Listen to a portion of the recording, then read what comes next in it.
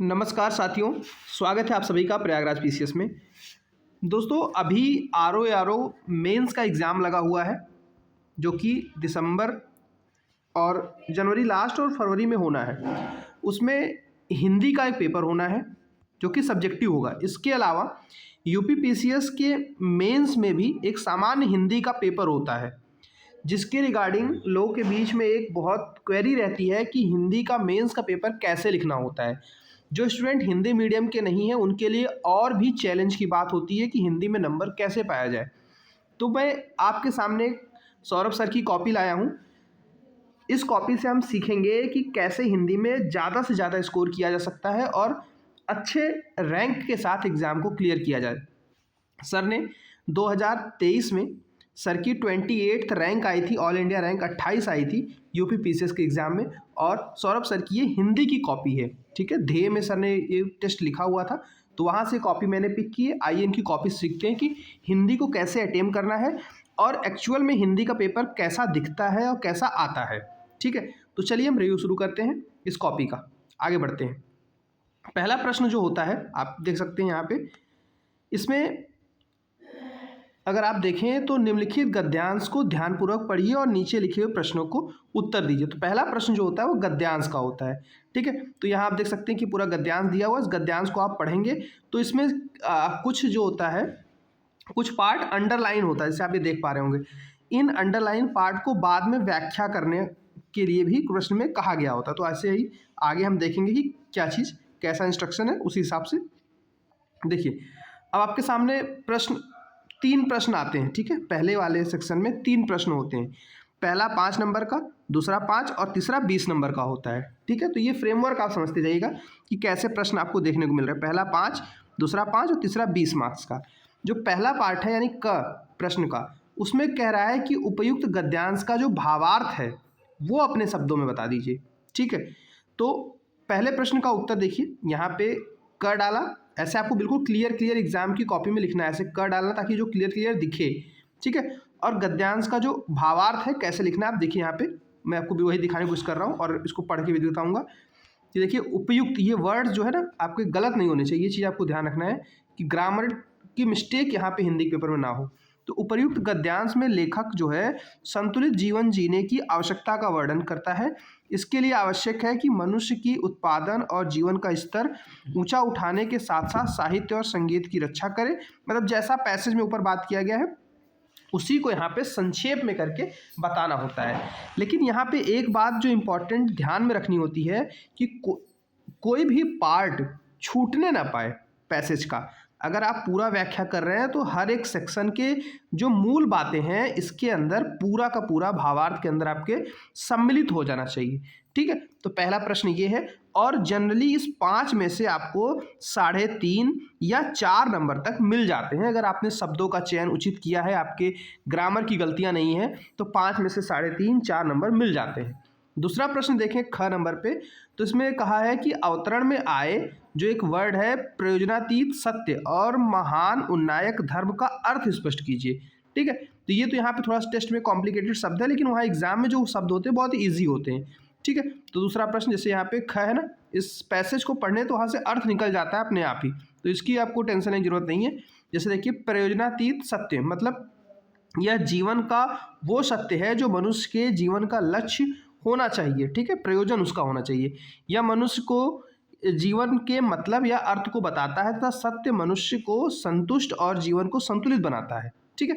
तो पैसेज को पढ़ के ये उसका उत्तर आपको पैसेज से ही मिल जाता है। इसलिए बिल्कुल आपको ये नहीं टेंशन लेना है कि इस वर्ड का मतलब ही हमको नहीं पता है, क्योंकि पैसेज में दिया हुआ है और वहीं से पूछा है। महान उन्नायक धर्म क्या है, तो वह धर्म जो मनुष्य की जीवन में सही मार्ग दिखाने का कार्य करता है, उसके जीवन को सार्थक और महान बनाता है, इसको उन्नायक धर्म कहा जाता है, ठीक है। महा उन्नायक, लाइफ को बेटर करने वाला, ठीक है। और तीसरा प्रश्न जो था यहाँ यहीं पे आप चले तो देख लीजिए, थर्ड पार्ट जो 20 नंबर का था वो है उपयुक्त गद्यांश के जो रेखांकित पंक्तियां हैं उनकी व्याख्या करनी। ये सबसे चैलेंजिंग पार्ट होता है तीसरा। तो देखिए इसके अंदर कितने कितने सेक्शन अंडरलाइंड है। पहला तो यहाँ से लेकर के यहाँ तक अंडरलाइन है, ठीक है। और इसको कैसे आपको लिखना है ये भी कॉपी के माध्यम से मैं आपको दिखाऊंगा, ठीक है। दूसरा जो अंडरलाइन पार्ट है वो यहाँ तक का है, उसके बाद थर्ड अंडरलाइन पार्ट यहाँ है और चौथा अंडरलाइन पार्ट यहाँ है। तो टोटल 4 अंडरलाइन सेक्शन और चारों की आपको व्याख्या करनी। तो आइए सबसे पहले देख लेते हैं व्याख्या करना कैसे होता है। ठीक है, तो देखिए यहाँ पे ग लिख दिया है, ठीक, और ऐसे बड़ा सा इसको बॉक्स बना ताकि पता चले कि ग का उत्तर है। अब पहला पैसेज उठाना है आपको और पैसेज का पहला शब्द लिखिए। जैसे देखिए यहाँ पे आपको दिखा देता हूँ, देखिए लिखा ना, आज यदि आप संसार की सारी समस्याओं, ये देख के यहाँ पे नहीं लेती करके है, तो आज लिखिए और लेती लिखिए, बीच में dot dot dot dot dot dot ऐसे लिख के पहला पैसेज, जैसे कि यहाँ पे देख रहे हैं आप किया गया है, बिल्कुल ऐसे ही करना है। यहाँ पे सर ने ज़्यादा लिख दिया है बट इतना लिखने की जरूरत नहीं होती है। पहला वर्ड लिखिए, लास्ट वर्ड लिखिए और बीच में ऐसे लाइन खींचा नहीं जाता है। देखिए बहुत टेक्निकल चीज़ है लेकिन इसके नंबर कट जाते हैं, तो आपको ध्यान रखना है। अगर यहाँ पे आप आज लिखिए, उसके बाद यहाँ पे जहाँ पे वर्ड का ये एकदम बॉटम लाइन पे लिखना है और ये डॉट डॉट डॉट लिखते हैं और लास्ट वाले वर्ड को लेती लिखना है। ठीक है, उसके बाद फिर सीधे यहाँ से व्याख्या शुरू करनी है। ठीक है, यहाँ पे सीधे व्याख्या। आप एक चीज़ और यहाँ पे ध्यान रखिए, सीधे व्याख्या ना लिख करके यहाँ पे संदर्भ भी लिखा जाता है। ठीक है, उन पंक्तियों में क्या बताने का प्रयास किया गया संदर्भ भी लिखा जाता है। ठीक है, तो इससे क्या होता है, इंप्रेशन थोड़ा अच्छा जाता है कि हाँ आप बेटर तरीके से एक्सप्लेन कर रहे हो, प्लस संदर्भ बता रहे हो कि लाइन कहना क्या चाह रही है। तो आप सबसे पहले क्या कीजिए, मैं यहाँ पे फिर से बता देता हूँ। सबसे पहले आप संदर्भ बता दीजिए, संदर्भ के बाद आप व्याख्या बताइए। ठीक है, जैसा यहाँ पे व्याख्या बताया गया, ठीक है, व्याख्या डाल के उसको बॉक्स में कर दीजिए और जो उस लाइन से मतलब आप समझ पा रहे हैं। ठीक है, बेसिक बेसिक, बहुत ज़्यादा कॉम्प्लिकेट नहीं करना है, सिंपल लैंग्वेज में उसी चीज़ को समझा दीजिए। उसके बाद यहाँ पे सर ने एक चीज़ छोड़ दिया है, थर्ड चीज़ में आपको जो अच्छे मार्क्स मिल सकते हैं, हालांकि सर के 90 के ऊपर नंबर थे, बट इन चीज़ों को और टॉपर्स की कॉपी मैंने देखी है, उसमें चीज़ मैंने देखा है कि इसमें उनको बेटर मार्क्स मिले हैं। कैसे मिले वो क्या ध्यान रखते हैं, व्याख्या लिखा आपने, संदर्भ लिखा, उसका तीसरी चीज़ विशेष डाल के एक हेडिंग डालिए, विशेष, और उस विशेष के अंतर्गत उस पैसेज के अंदर क्या कुछ खास बात आपको, मान लीजिए भाषा ही है, ठीक है, आपने लिखा और भाषा लिख दी, भाषा कैसी है, खड़ी बोली, ठीक है, हिंदी की फॉर्मल लैंग्वेज खड़ी बोली लिख दिया, और वो किसी पर्टिकुलर विचारधारा से संबंधित लाइन है तो वो लिख दीजिए, जैसे इसमें साहित्य के महत्व के बारे में बात बता रहा है। ठीक है, तो साहित्य के महत्व के बारे में भारतेंदु जी ने बात की है, प्रेमचंद जी ने बात की है, तो आप यहाँ पे लिख दीजिए कि इस विषय पर भारतेंदु जी ने एवं प्रेमचंद जी ने भी अपने विचार रखे हैं। तो इस विशेष में आप इस चीज़ को जरूर लिखिए। ठीक है, आई होप आप समझ गए होंगे। अब देखिए क्या करना है, फिर सेकेंड वाला पे आपको हेडिंग डालना है। अब आपको क्या करना है कि सेकेंड वाला डाला आपने हेडिंग और उस पैसेज का पहला वर्ड लिखा और लास्ट वर्ड आपने लिख दिया। एक मिनट, इसको मैं पेन से ही कर देता हूँ जी। ठीक है, देखिए पहला वर्ड लिख दिया और लास्ट वर्ड लिख के फिर से उस चीज़ करके और यहाँ पे व्याख्या लिखा, मतलब संदर्भ तो बताना ही है क्योंकि हर उस लाइन का संदर्भ बदल गया, फिर यहाँ बता के व्याख्या उस लाइन के हिसाब से करके और लास्ट में यहाँ पे आपको विशेष डाल के एटलीस्ट 2 पॉइंट लिख दीजिए या 1 पॉइंट लिख दीजिए, जिससे आपका थोड़ा सा इंप्रेसिव हो जाता है और ऐसा पेज खाली खाली नहीं लगता है। ठीक है, फिर थर्ड चीज़ सेम चीज़ प्रोसेस करना है आपको, लाइन लिखनी है, यहाँ पे संदर्भ, व्याख्या और विशेष। ठीक, यहाँ पे चौथा वर्ड लिखा, यहाँ पे संदर्भ, व्याख्या और विशेष। तो इस तरह से आप पूरा देखिए, यहाँ पे पेज छूट गया है ना, तो कहीं ना कहीं पेज छूटना एक निगेटिव इंप्रेशन डालता है, तो इस चीज़ से बचने के लिए आप विशेष डालिए और आप उस चीज़ को एक्सप्लेन कर दीजिए। फिर देखिए दूसरा प्रश्न जो होता है एग्जाम में, दूसरा प्रश्न भी गद्यांश होता है, इसको पढ़ के जो प्रश्न कहा गया है उसका उत्तर दीजिए। जैसे देखिए क्या कहा है, इस गद्यांश में एक उचित शीर्षक दीजिए। ठीक है, और पहला प्रश्न 5 का है, दूसरा भी 5 का और तीसरा 20 मार्क्स का। दूसरे में क्या करना होता है, संक्षेपण करना है, सारांश और भावार्थ में अंतर बता देना है। ठीक है, और लास्ट में क्या करना है, यहाँ पे संक्षेपण कर देना है, ग वाले प्रश्न जो 20 मार्क्स का होता है। अब देखिए शीर्षक देते समय कुछ बातें ध्यान रखनी होती हैं। क्या ध्यान रखनी होती है मैं यहाँ पे बता देता हूँ। शीर्षक कैसे चूज़ करें, सबसे ज़्यादा गलतियाँ शीर्षक चूज़ करने में होती है। ठीक है, बहुत ही काम की बात है, मैंने टॉपर्स की सारी कॉपी ऑब्जर्व करने के बाद ये चीज़ मैं आपको बता रहा हूँ जिससे कि आप सबसे अच्छा शीर्षक लिख सकें। क्या रखना है आपको, शीर्षक वो देखिए जो पैसेज में सबसे ज़्यादा मूल तत्व है, मतलब पैसेज किसके बारे में घूम फिर के बात कर रहा है वो कीवर्ड इसमें आना चाहिए। ठीक है, मैं आपको एग्जांपल देता हूँ। जैसे इस पैसेज को मैं अगर ऊपर ऊपर देखूँ तो देखिए सामाजिक जीवन में क्रोध की जरूरत बराबर पड़ती है। ठीक है, तो यहाँ पे क्रोध जो है कहीं ना कहीं वो उसको बार बार देखिए, क्रोध ना हो तो मनुष्य ये हो जाएगा। ठीक है, उसके बाद फिर 2-4 प्रहार नृत्य हो उसमें क्रोध। ठीक है, देख रहे हैं यहाँ पे आप क्रोध वर्ड बार बार आ रहा है, तो मतलब क्रोध जो है आपका सेंट्रल वर्ड है। ठीक, तो आपके शीर्षक में क्रोध आना ही चाहिए, ये चीज़ ध्यान रखेंगे। उसके अलावा अगर आप जानना चाह रहे हैं कि पैसेज किस ओर जा रहा है तो आप लास्ट की 2 लाइनें पढ़िए, तो वहाँ से आपको पता चल जाता है कि पॉजिटिव बताना है कि निगेटिव बताना है। ठीक, तो पहला चीज़ आप क्या करिएगा, फिर से मैं बता देता हूँ। पहला चीज़ आपका केंद्रीय जो तत्व है उसको ढूंढिए। केंद्रीय तत्व आपके आना चाहिए। दूसरी बात, पैसेज के लास्ट की 2 लाइनें पढ़िए कि फिर वो पॉजिटिव टर्म में बता रहा है कि निगेटिव, मतलब सकारात्मक या नकारात्मक। और फिर तीसरी चीज़ आपको जो ध्यान रखनी है, आपका शीर्षक जो हो वो 5 शब्दों से ज़्यादा बड़ा ना होने पाए, ठीक है, क्योंकि बहुत ज़्यादा पैसेज बड़ा नहीं होना चाहिए। अच्छा, एक चीज़ और आप ध्यान रख सकते हैं, अगर शीर्षक आपको एक से ज़्यादा लग रहा है ना, तो आप 2 शीर्षक भी लिख सकते हैं। आप ऐसे देखिए, यहाँ पे मैं इसको फिर से, बहुत ज़्यादा ये गंदा हो गया, इसको साफ करके आपको फिर से समझाता हूँ। देखिए, एक प्यारे आप चीज़ ध्यान दीजिएगा यहाँ पे, जैसे यहाँ पे सर ने लिखा है क्रोध की उपयोगिता, ठीक है, आपको एक ये लगा, या आप लग सकते हैं, दूसरा आपको लग सकता है कि क्रोध, ठीक है, क्रोध का महत्व, ठीक, ये लिख सकते हैं। तो 2 आप लिख दीजिए शीर्षक, 2 शीर्षक आराम से, बहुत सारे लोग 2 शीर्षक लिखते हैं, तो कोई दिक्कत नहीं, ठीक है। तो ये चीज़ आप ध्यान रखिएगा, शीर्षक आपको कैसे चूज करना है। उसके बाद अगला है संक्षेपण, सारांश, भावार्थ में अंतर क्या, ये तो आप पढ़ के जाते ही हैं कि कैसे क्या करना होता है, सारांश में और भावार्थ में क्या अंतर होगा। तो यहाँ पे देखिए बताया गया, तीनों चीज़ को लिख लिख के उसके बारे में समझा दिया गया। संक्षेपण क्या होता है, किसी भी बात या कहानी को कम शब्दों में कहना और उसमें बाहर से कुछ न जोड़ें, तो संक्षेपण हो गया। और संक्षेपण में सारे बात का होना आवश्यक होता है, इसमें लगभग 1/3 शब्दों में लिखना होता है। सारांश में क्या होता है कि किसी भी लेख की कहानी का मूल मतलब अपने शब्दों में लिख दीजिए, बाहर से शब्दों को इसमें ठीक है, जो मूल बातों के अलावा जो बाहर के शब्द उसको हटा दिया जाता है। भावार्थ में क्या होता है कि जो लेख दिया होता है उसको सरल व स्पष्ट शब्दों में छोटे वाक्यों में समझाना होता है, और ये सामान्य मनुष्य समझ के ऊपर आधारित होता है। बहुत बेसिक तरीके से इसको समझा दे रहे हैं, बहुत ज़्यादा कॉम्प्लिकेट नहीं करना है।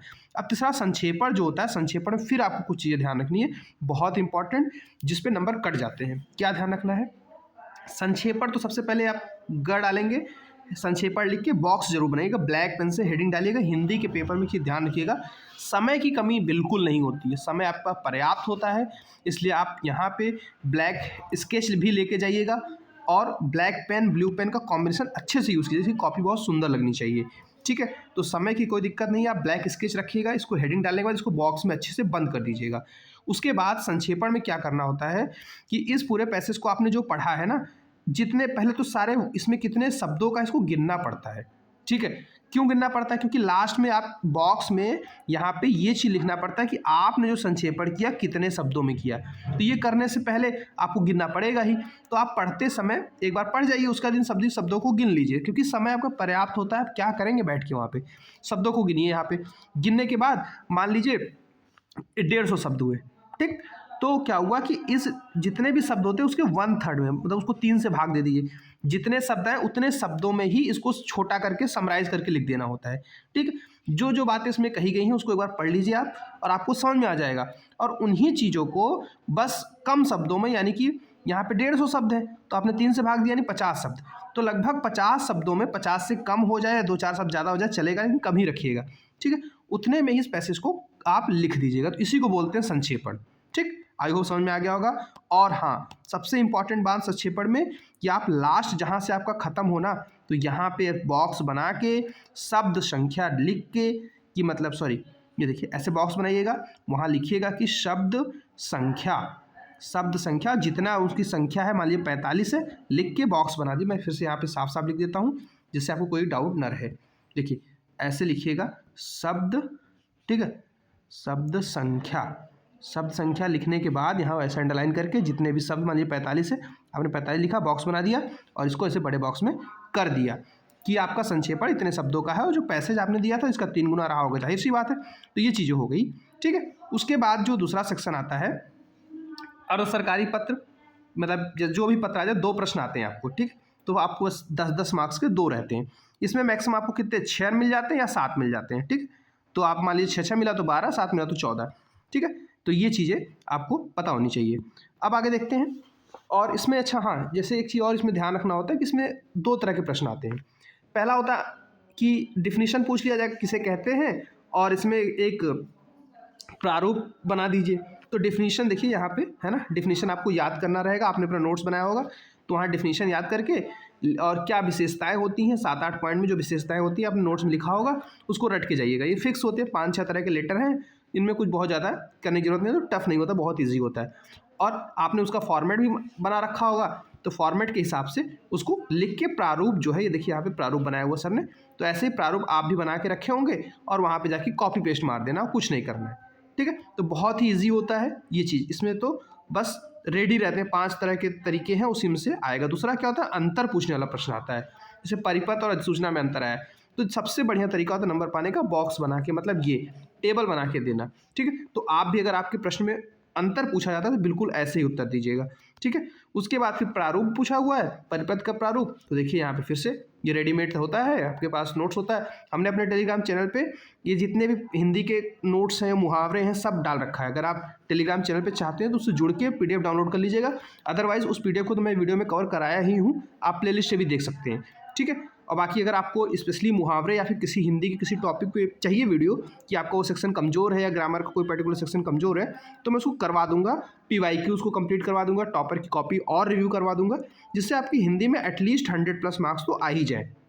अब उसमें मीडियम की चिंता आपको बिल्कुल नहीं करनी है, चाहे हिंदी मीडियम चाहे इंग्लिश मीडियम, बस आप लिख के प्रैक्टिस करेंगे तो चीज़ें हो जाएंगी, ठीक है। उसके बाद आइए सेकंड सेक्शन में देखते हैं। प्रश्न 4 जो होता है क्या होता है, यहाँ से अब ग्रामर शुरू हो जाता है, ठीक है। यहाँ पे वाक्यों को शुद्ध करने के लिए आता है। तो इसके अंदर कितने प्रश्न आपको देखने को मिलेंगे, तो 5 वाक्य मिलेंगे, ठीक है। 5 सेंटेंस रहेंगे, इनको आपको प्योरीफाई करके, मतलब उसमें एरर रहते हैं, उस एरर को सही करके आपको सही फॉर्म में लिख देना होता है। कितने मार्क्स का होता है, तो एक स्टेटमेंट 1 मार्क का, मतलब 5 है तो 5 नंबर का होता है। सेकंड क्या होता है, वर्ड्स दिए होते हैं, ठीक है, उसमें वर्ड्स में एरर होता है, उनको सही करके लिखना होता है, ठीक है। तो ये चीज़ भी PYQ से ही मैक्सिमम 90% क्वेश्चन आपको PYQ मिल जाते हैं, ठीक है। और ये क्वेश्चन बहुत ही ईजी माने जाते हैं। इनको भी मैंने यूट्यूब पे करवा रखा है, आप यूट्यूब चैनल को सब्सक्राइब कर लीजिएगा और वहाँ से प्लेलिस्ट पे जाके बिल्कुल आप एकदम फ्री ऑफ कॉस्ट इसको पढ़ सकते हैं। हिंदी का तो टेंशन लीजिए ही मत। उसके बाद उपसर्ग का प्रश्न आता है, 5वें का उपसर्ग में भी कितने प्रश्न रहते हैं, 5 रहते हैं और 5 मार्क्स का होता है। बहुत ही ईजी सवाल आता है, ये भी PYQ के माध्यम से मैंने कवर करा रखा है। उसके बाद प्रत्यय को अलग करने को आता है भी 5 मार्क्स का 5 प्रश्न, ठीक है। उसके बाद आता है यहाँ पे, ये होता है 10 मार्क्स का। विलोम शब्द आते हैं, 10 वर्ड आते हैं, 10 मार्क्स से सभी के विलोम आपको लिखने होते हैं। विलोम को भी आप इजली जो कुछ हिंदी की बेसिक बुक्स हैं वहाँ से कर लीजिए, अदरवाइज PYQs तो मैं करवा ही रहा हूँ, आप चैनल पे उसको जाके देखते रहिएगा। उसके बाद 1 वर्ड सब्स्टिट्यूशन आते हैं, तो इसमें क्या होता है, 5 1 वर्ड सब्स्टिट्यूशन आते हैं, एक 2 मार्क्स का होता है, ठीक है। जैसे देखिए, जैसे यहाँ पे लिखा हुआ ना, जिसकी बुद्धि झट से सोच ले, ठीक है, तुरंत, तो उसको मतलब क्या बोलते हैं, जिसकी मतलब तीव्र प्रत्युन्मति बोलते हैं ना, तुरंत जो सोच ले, प्रत्युन्मति। तो यहाँ पे इस सर ने छोड़ दिया है, ठीक है। जो माता की हत्या करे तो मातृहंता, ठीक है। हाथ से लिखी पुस्तक पांडुलिपि, ठीक है, सही है। युद्ध करने की युत्सा है ना, ये यहाँ पे युत्सा होगा, या सॉरी इच्छुक बोला ना, तो युत्सु सही है, सर का सही है। उसका एक ऐसा रोग जिसका उपचार संभव ना हो, तो असाध्य, सही है बिल्कुल। तो ये सबसे 5 आएंगे, 10 मार्क्स के होते हैं। उसके बाद लोकोक्तियाँ, सबसे ज़्यादा इंपॉर्टेंट, हाईएस्ट मार्क्स इसी में आते हैं, और जिन्होंने सही अर्थ लिखा और सही प्रयोग किया उनको 30 में 30 भी मिले हुए, तो सबसे ज़्यादा फायदा स्टूडेंट यही उठाते हैं, ठीक है। तो आप क्या है, आप क्या करिएगा, बिल्कुल PYQ पे रिलाई रहिएगा और कहीं करने की जरूरत नहीं। अब तक के करीब देखिए 10 मुहावरे आते हैं, ठीक है। और अगर आप 2013 से देख लें तो लगभग 12 साल हो गए, ठीक है। 120 130 मुहावरे आपको मिल जाएंगे, उसी में से मुहावरे घूम फिर के मिल जाते हैं। इस बार मैंने ऑलरेडी मेंस दिया था 2024 वाला और 23 वाले, तो 23 वाले में तो एक क्वेश्चन था जो बाहर से आया हुआ था, 24 में तो सारे क्वेश्चन PYQ से ही आए थे। तो ये चीज़ बस PYQ से बाहर बिल्कुल मत जाइएगा। और देखिए क्वेश्चन बहुत ही मतलब बेसिक होते हैं, बस इसमें आप ध्यान रखिएगा, इनके अर्थ जो हैं, जो मतलब उनके अर्थ जो है सटीक प्रयोग होने चाहिए, इस पे नंबर मिलता है। प्रयोग इंपॉर्टेंट होता है, और प्रयोग जो है थोड़ा करंट से जोड़िएगा, थोड़ा हिस्ट्री वगैरह से जोड़ दीजिएगा, ज्योग्राफी से। अगर मतलब अगर आप एक बार अर्थ समझ गए तो उसको अप्लाई करना बहुत ईजी हो जाता है, ठीक है। तो ये चीज़ ध्यान रखिएगा कि उसके एप्लीकेशन थोड़ा डाइवर्सिफाई हो, ठीक है। एप्लीकेशन भी मैं आपको सिखा दूंगा, अगर आप कहेंगे तो इस सब चीज़ को पूरा डिस्कस फिर से मैं कर दूंगा। तो इस तरह से ये कॉपी, कैसे हिंदी की कॉपी मेंस में आपको लिखनी है और कैसे कॉपी दिखती है, तो इस वीडियो में मैंने ये दिखाया आपको। मेरा पर्पज़ यही था कि एटलीस्ट हिंदी RO के मेंस का भी लगभग पैटर्न सेम ही है, इस तरह से आपको चीज़ें लिखनी रहेंगी डिस्क्रिप्टिव पेपर में, और UPPCS के प्री का भी सॉरी मेंस में भी जो हिंदी का सामान होता है वो तो पूरा पेपर मैंने आपको दिखाई दिया है। तो आई होप आपको बेनिफिट हुआ। अगर आपको बेनिफिट हुआ तो कमेंट सेक्शन में बताइएगा अपना फीडबैक, और कौन सी कॉपियाँ आप देखना चाहते हैं, और कॉपी रिव्यू से आपको फ़ायदा हो रहा है या नहीं, तो ये भी बताइए, जिससे कि हमको इस सेशन को कंटिन्यू रखना है या फिर अपने फिर से आंसर राइटिंग बैच पे वापस आएँ, इसको छोड़ देते हैं, ठीक है। सो बाकी अपना फीडबैक आप कमेंट सेक्शन में बताइएगा। Thank you for watching. जय हिंद।